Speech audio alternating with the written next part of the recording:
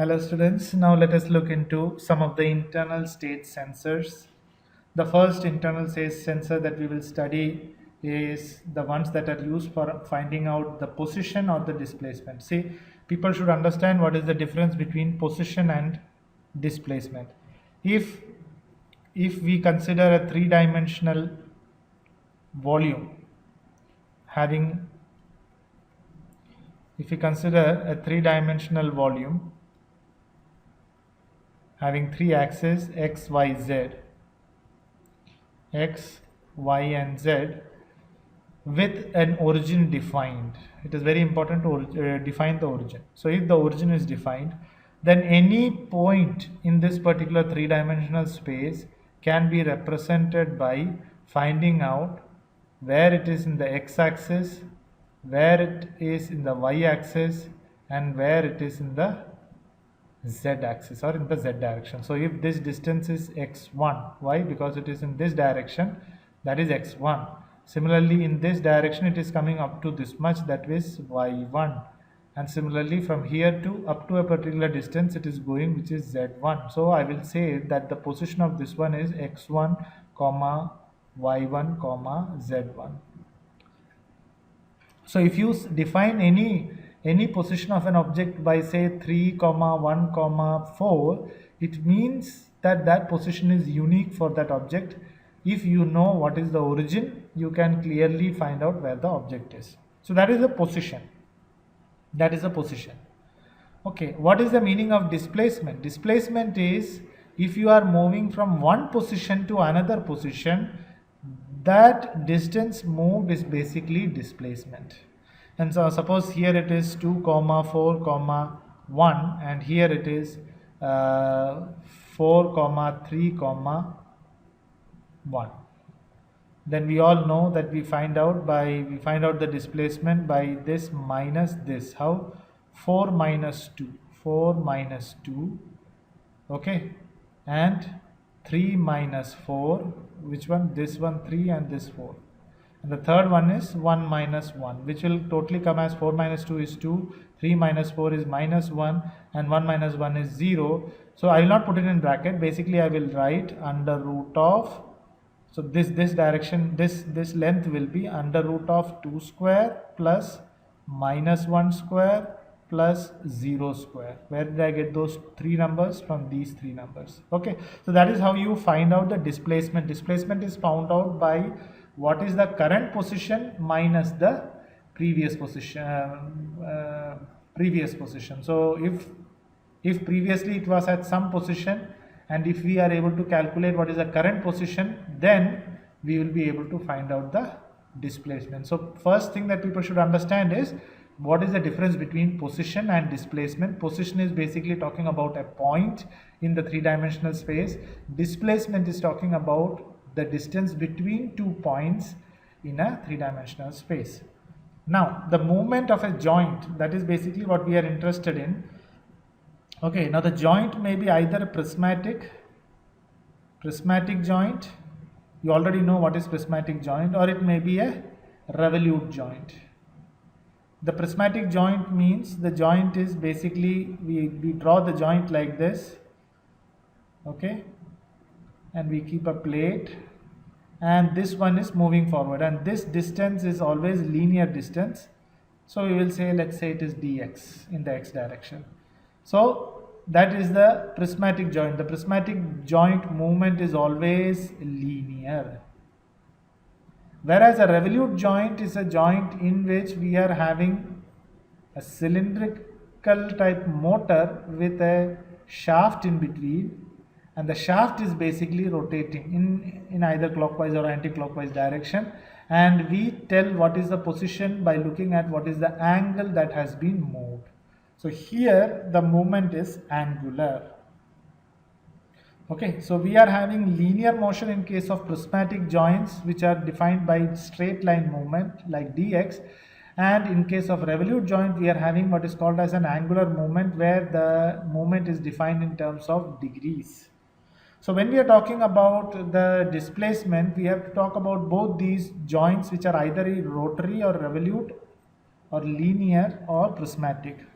Okay, So we use many such, some of which we are going to see here. The first one that we are going to see is a potentiometer. What is a simple case of a potentiometer? See, a potentiometer basically consists of a long resistor. Now the resistor can be formed by basically taking a wire and then winding it very tightly. So we know that any conductor, a certain length of a conductor will have some resistance. If you take more than that length, you will have another resistance. Why? Because the resistance keeps on increasing with length of the wire, correct? So here we are having this kind of a winding wherein the length of, we are having a certain length of the wire, and that wire is kept wound. It is kept in a winding. Okay. Now if we are going to take this pointer and if we suppose point it here, then this much length of the wire we will get. Okay, that means we will have this much length of the wire. Okay, and this is the output. And in that case, basically if we are going to supply some voltage here, then basically based on the length of the wire, the resistance will vary. For example, suppose if I am having, not by showing in a winding way, suppose I am drawing a wire like this, and I have applied a voltage of, let's say, 5 volt here. Okay, now based on the length of the wire, so here we are having up till this much length. Up till this much length, if I am going to consider the remaining portion of the wire, the remaining portion of the wire is how much? Is this much. So this much resistance will be some resistance R1, because it is basically some length. Okay, or let's say some RA length. So if the pointer is here, then the resistance that is coming here is basically RA. Now if I take little bit more, the pointer, if I take it, slide it little bit more down, then I will have, let's say I am having the pointer here. So what is the length of wire that is coming into contact is only this much. So out of the 5 volt that we have applied here, this much will carry some resistance and this much will carry the remaining resistance. So this much resistance that is there, suppose that whole resistance is R, then the remaining portion, if the total is R, and out of which suppose the remaining portion is R1, then we have what is called as a voltage division rule. That is what is shown here. This is shown as a resistor, but okay. So basically it's a wire itself. It's not a resistor.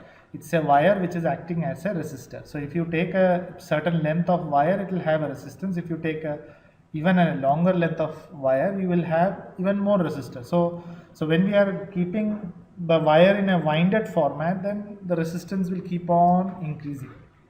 Okay, so the length of the wire will be more. So basically we are looking at what is the length of the wire here, and that will decide what is the resistance here. So based on that, if I am going to consider, now I will not look at the physical diagram, I will basically look at the schematic diagram. So if suppose this is the schematic diagram, then this can be imagined as you are having a resistor here which is R, let's say it is R2, and there is another resistance which is R1 here, and you want to find out what is the voltage between these two terminals when you have applied within these two a voltage of VCC. Okay, so what we are considering is, whatever be the case, the total resistance is going to be R1 plus R2, and that is going to be total resistance R. So the total resistance, if I am going to see here between these two, it's going to be R, capital R, which is R1 plus R2, out of which we are trying to look the voltage across R1. See, the voltage VCC will be divided between R1 and R2. Okay, it will be divided between R1 and R2, and whatever is the voltage we get here and here, if you add them back up, we will get VCC as a total voltage. And based on that, the equation for voltage division says that if you are having the total resistance as R, out of which R1 resistance is this side, then the voltage division rule basically says that your V out will be given by whatever is the ratio of R1 in the total R. whatever is the value or the ratio of R1 within the total R resistance multiplied with whatever is the voltage applied VCC, that will be the voltage here, V out. So you can see, if I am going to bring this pointer very down and I am going to keep it here, the resistance R1 value will be almost 0. So then my V out will be equal to 0 volt. So here if my pointer is here, then it is going to be 0 volt. Okay, 0 volt. If I am coming somewhere in between, that means R1 is almost half of R. Okay, so R1 is going to be, suppose half of R, then the V out will be R1, which is R by 2 divided by R into VCC, which comes out to be VCC by 2. That means half of the voltage. So if suppose here I have applied VCC is equal to 5 volt, then if my pointer is here, it will be 2.5 volt, half of that. Similarly, if I reach here, then R1 is almost R, then R divided by R is equal to 1, and we will have the total 5 volt here. So as the pointer is moving from this position to this position, the voltage at the output V out is also going to increase. So if we want to measure the position of this pointer, we can measure it with this particular example. So you can imagine something like this. You are having a prismatic joint, and in the prismatic joint, suppose there is a rod which is sliding, okay, and this is the one which is coming outside, okay, and this is the prismatic joint, and suppose there is a pointer here and there is a resistance, there is a resistance here, and as the pointer is going to move forward, based on that, the output, suppose from the pointer we are going to take the output, the voltage will vary between 0 volt to when the pointer is coming here.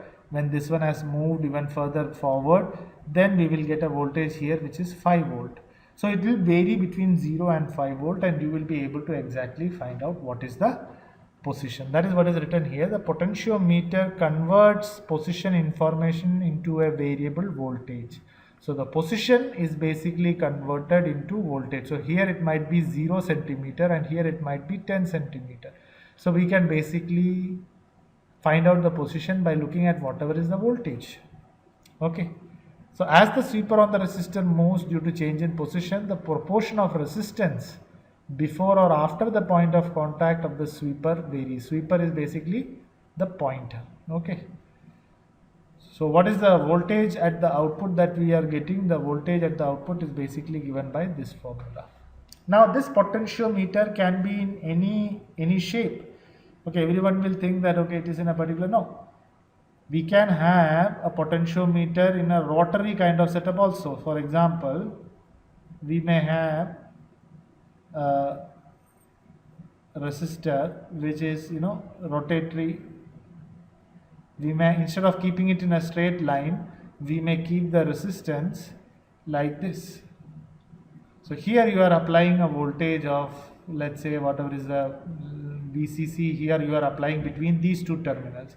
And now instead of keeping it as a straight line, I have keep it in a circular fashion, and then I am going to keep a pointer which is here. Okay, and there is another pointer which is here. And between these two, this is the center, and the movement, the rotation is going to be basically in clockwise or anti-clockwise direction of this pointer, and I am basically taking the voltage between these two. This is going to be my V out. So same setup that we are having previously, the only thing is that we have kept it in a circular fashion. The resistance is distributed in a circular fashion.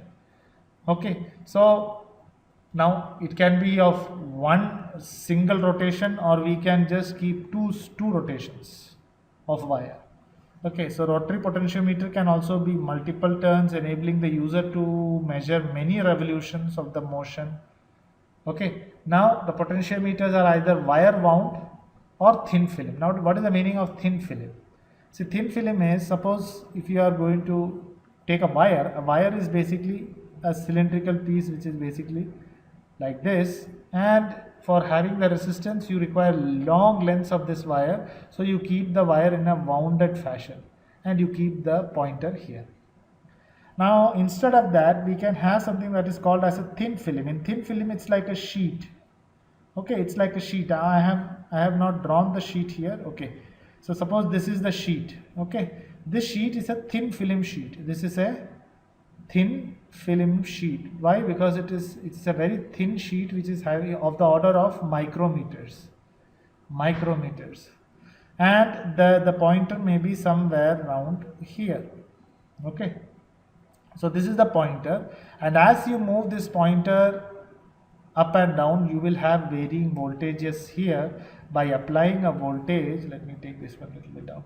Yeah, by applying two voltages across these two ends of the thin film, if we are going to apply a voltage of VCC, then here if I am going to take a connection, then between these 2 points, which 2 points? Between this point and this point, you will have a V out. So instead of a wire resistance, we will have a thin film resistor. It's like a film. Okay, it's like a thin sheet. Okay, what is the major benefit of the potentiometer is that their output is continuous and less noisy. What is the meaning of their output is continuous and less noisy? See, if I am going to take a wire, okay, if I am going to take a wire wound, the wire wound, when I am basically sliding this pointer here, there will come in between points where the contact is 0. Why? Because you have basically wound the wire like this.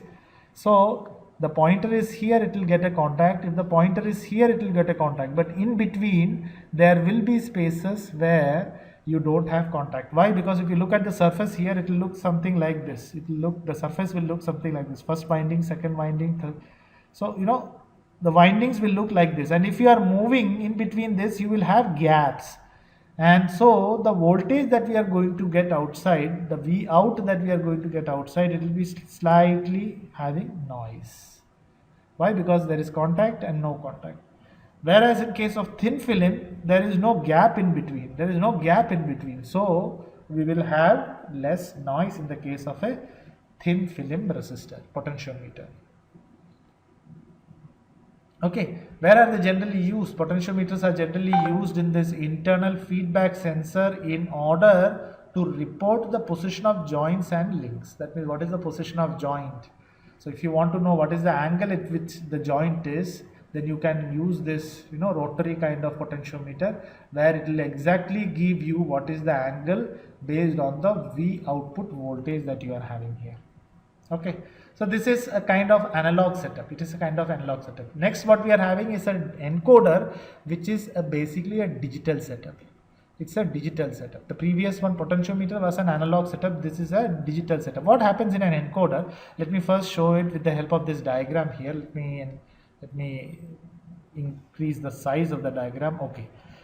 See, what we are having here, we are having both for the case of a rotary and for the case of a linear joint. If it's a linear joint or if it's a prismatic joint, we will use this kind of an encoder. If it's a rotary joint or if it's a revolute joint, we will use this kind of a encoder. Now what is happening in this encoder? See, this encoder basically consists of a plate in which there are grooves or there are holes.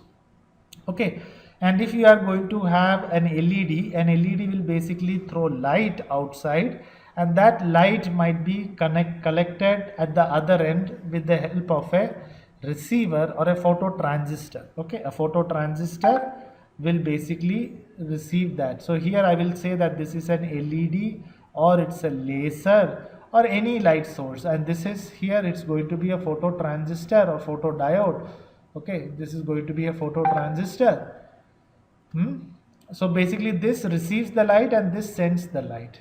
Now if I am going to block it, then what will happen? No light will pass. So the phototransistor output will be 0 volt. Okay, so if I am going to draw like this axis, then it will be 0 volt. Let me draw it with the, it will be a 0 volt.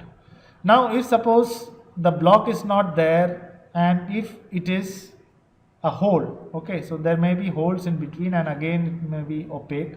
So there are holes in between. So when these holes are coming, That time what happens? That time the light is able to pass through. The light is able to pass through to the transistor, and the transistor output will have a small increase in current, which let me show it like this. Okay, so it's a pulse going up.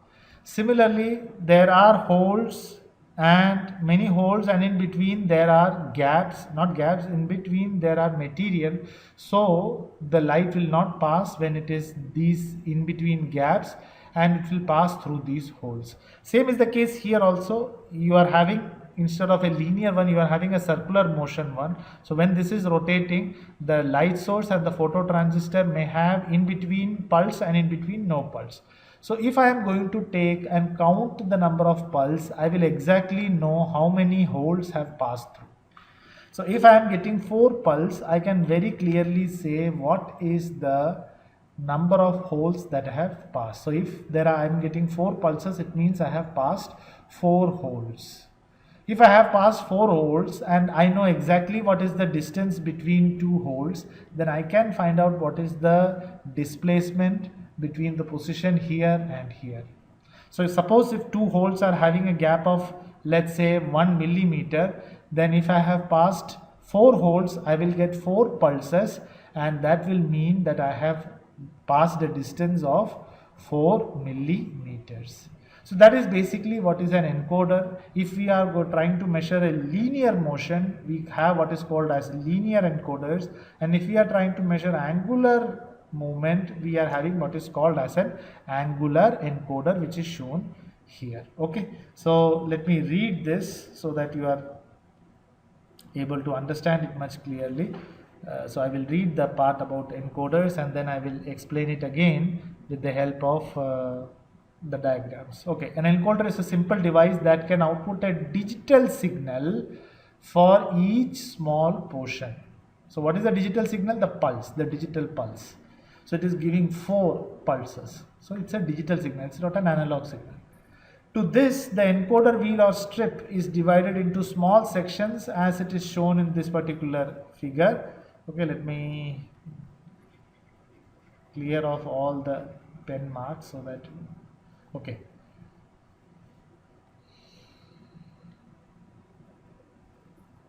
To this, the encoder wheel or strip is divided into small sections as shown in the figure. Each section is either opaque or clear. That means either there is a hole or it can be opaque. Now, here they have written it can be reflective or non-reflective. That means, see, one way is to keep the phototransistors, the light source and the phototransistor like this. Another way of keeping it is that suppose you are having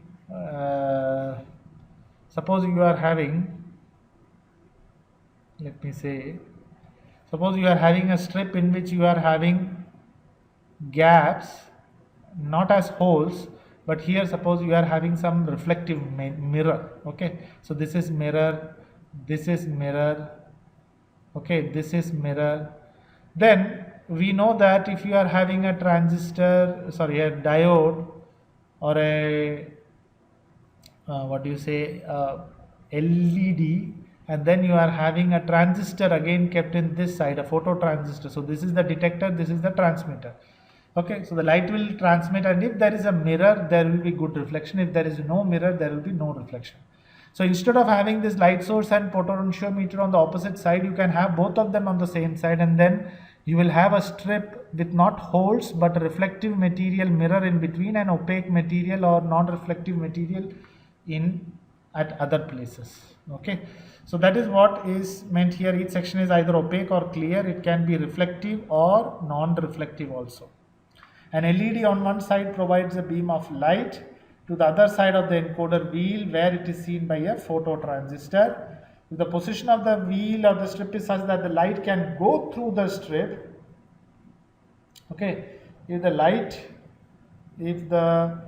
light can go through the strip, then the phototransistor or opposite side will be turned on and we will have a high signal. Otherwise, if it is blocked, if the light is blocked, we will have the output to be low or 0 volt. So thus we are having either a high volt or a low volt, or a high pulse or a low pulse, and that's what we said, that it's a digital output. Similarly, as the wheel rotates, it continuously sends the signal. Okay, and the signal can be counted. That means you can count how many pulses are there, and then based on that you can basically decide. Let me reduce the size again. Okay, now there are two kinds of encoders also. Okay, another kind of encoder is basically when you are having something that is called as incremental and absolute encoders. Okay, what are incremental the encoders is that, suppose you are talking about, let's take this particular case. Okay, this I will explain in the next video because now it's gone really long. Yeah, I will explain it in the next video what are the two basic types of encoders. Thank you.